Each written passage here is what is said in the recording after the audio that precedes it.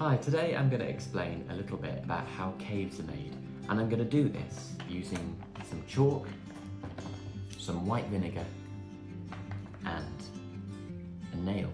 Most caves are formed of limestone, and I have a piece here which contains a fossil. And it's when this limestone dissolves or breaks down that we get these big cavities inside the rock, and that's how we have caves. Now, I don't want to ruin my nice piece of limestone containing a fossil, so I'm going to take a special kind of limestone that's a bit easier to get hold of. And this is our chalk. Chalk is basically made of the same thing as the more common grey limestone that we see around, but chalk is a lot softer, so we can show how caves form a bit more easily with this. I'm going to start by filling a container just with water. It doesn't need to be much, just enough to put the chalk in and have it submerged with the water. So I have my container of water here and my chalk, and I'm just going to put the chalk in that water. So we can see that there's not much happening here really. The chalk is quite happy to sit in the water, and the chalk looks pretty much the same as it was when it was out of the water.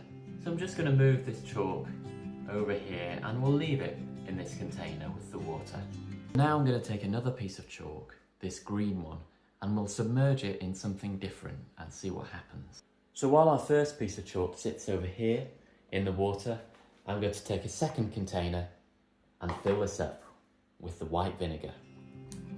You don't need to add too much, just enough to cover the chalk that we're putting in the container. Here's our green piece of chalk, which I'm going to put in the vinegar now.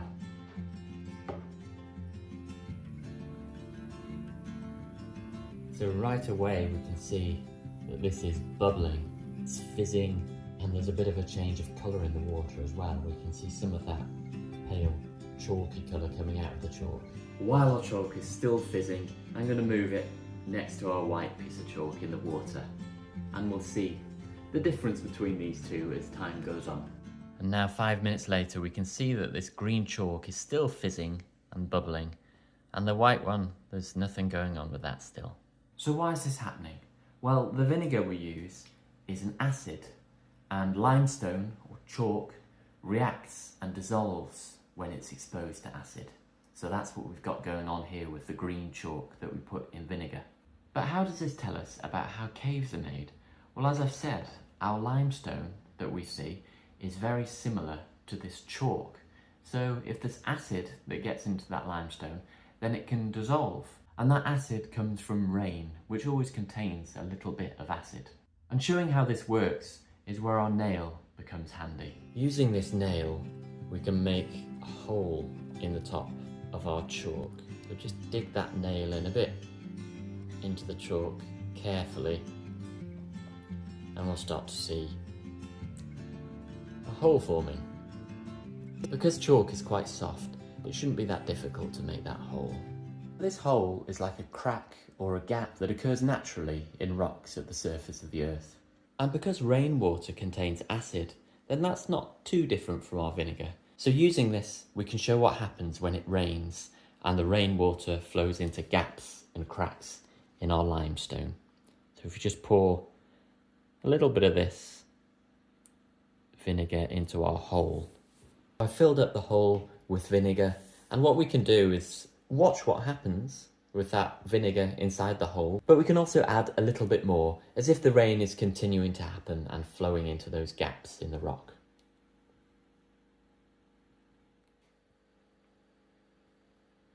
The thing about this process though is that it takes time, so thousands of years in the case of limestone turning into caves.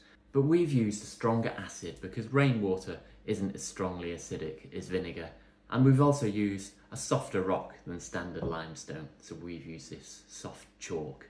But still we'll need a bit of time, so I'm going to go away and leave this for a while, and we'll see what we end up with. This chalk has been here for an hour now, and we can see that the hole has expanded a little bit. I've been pouring a few little drops of vinegar into the hole every so often, and it seems to be having an effect. We can show this by just taking the nail and gently rubbing it around the edge of the hole, and we can see how soft this chalk has become now. So it's very weak from where the vinegar has been dissolving it and weakening it.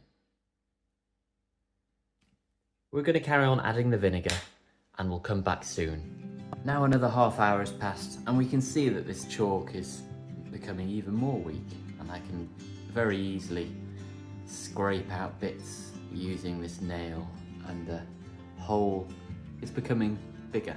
So with no effort really there, I've scraped out a lot of the inside of this hole. So this is the chalk that's dissolved from all the vinegar I've been dripping in there. And we continue to add more. So after just a couple of hours now, we've successfully shown what might happen to a little crack or gap in a rocky hillside of limestone when that's exposed to rain. We can see it's becoming something like a cave, but some caves are exposed to water all the time. So we're going to show what that would be like.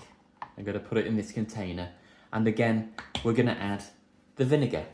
And that's because, as I've said, rainwater does contain acid, like our vinegar here. So now that we've submerged our little cave in acid, our vinegar, we'll see what happens as it's continually exposed to more and more of this. And I've been running this demonstration for about 3 hours now. But what we can do if we want to see what happens to the chalk after even longer than this is leave it somewhere secure where it's not going to be disturbed.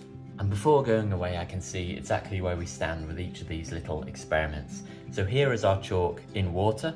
This was actually the first experiment we started, and we can see that not much at all has happened to it. We can still see quite clearly through the water here. And then moving on to our second one, this is the chalk that's in vinegar. And we can see that that surrounding liquid here is much cloudier. So there's a lot of this chalk which has actually dissolved and moved into that surrounding liquid, the vinegar. And then here we have our little cave model. So we can see there we've got our hole, which started as a tiny hole made by a nail, and over the time, with the vinegar dripping into that hole, and now with it being submerged in vinegar and us just gently scraping away at it, we've removed quite a lot of the chalk from there. So we're starting to see, in what was originally a little crack or gap in the rock, something like a real cave forming, if this was real limestone rock, somewhere on an outdoor hillside.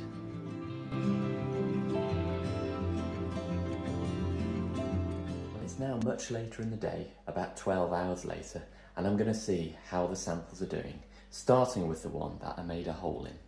So over here.